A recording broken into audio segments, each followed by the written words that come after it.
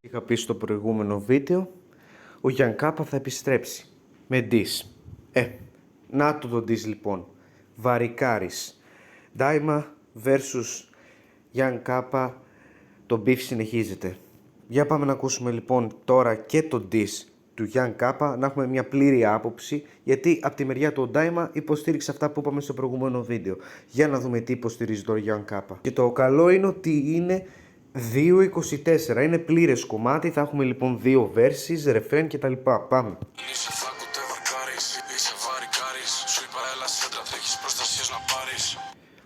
Τώρα προστασίες να πάρεις.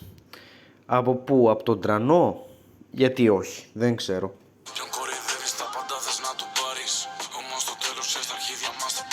Οκ, hard μπάρα, αλλά πιο hard εννοείται του Ντάιμα μέχρι τώρα, πάμε.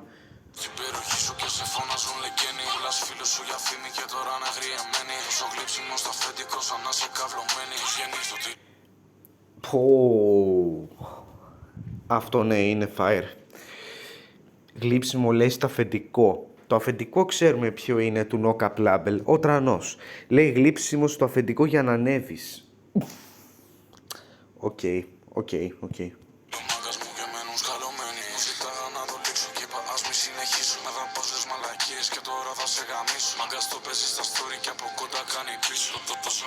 Εντάξει, αυτό δεν είναι μόνο χαρακτηριστικό του Ντάιμα, των περισσότερων trappers. Κάθονται, λένε πίσω από το κινητό, το story και τα Instagram, και όταν ευρεθούν εν τέλει, τρέχουν.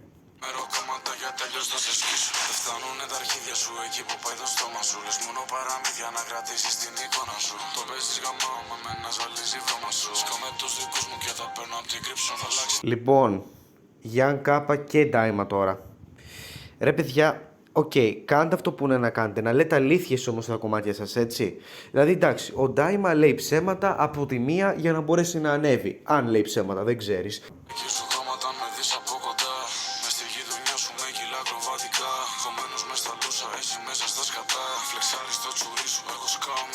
Εδώ hard γιατί λέει ο Ντάιμα στο προηγούμενο βίντεο, πάνω μου τσουρί, εδώ λέει ότι φλεξάρει το τσουρί.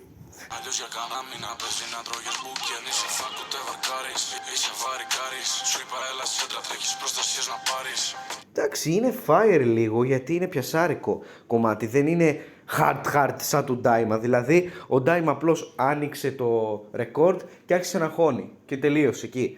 Ενώ εδώ πέρα ο άλλος έκανε παραγωγή, δεν έκανε πεξεγέλασε, το επεξεργάστηκε το κομμάτι 1000%.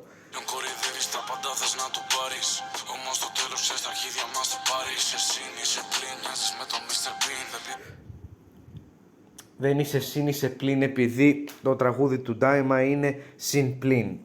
Και του λέει μοιάζεις με το Mr. Bean. Τώρα να το πω αυτό ή να μην το πω? Χωρίς τα γυαλιά όντως έχουν μια μικρή ομοιότητα. Sorry όμως, έτσι. Απλώς, εντάξει ρε παιδιά, και που μοιάζει, τι μας νοιάζει?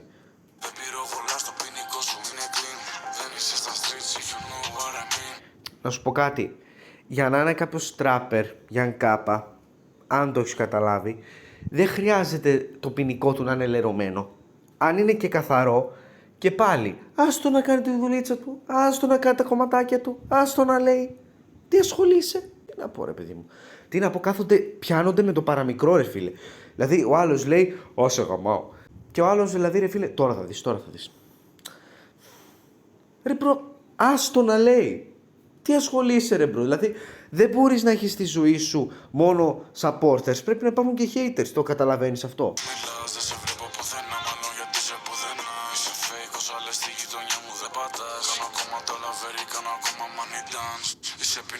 Εντάξει, εδώ τώρα ουσιαστικά επαναλαμβάνει, δεν λέει κάτι καινούριο. Για προχώρα.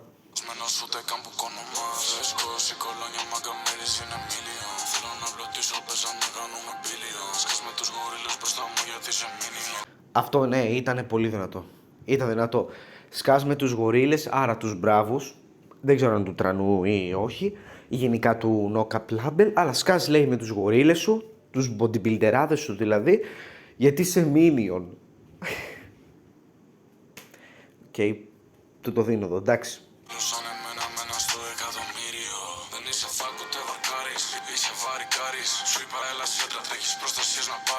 Ένα άλλο πράγμα που δεν καταλαβαίνω.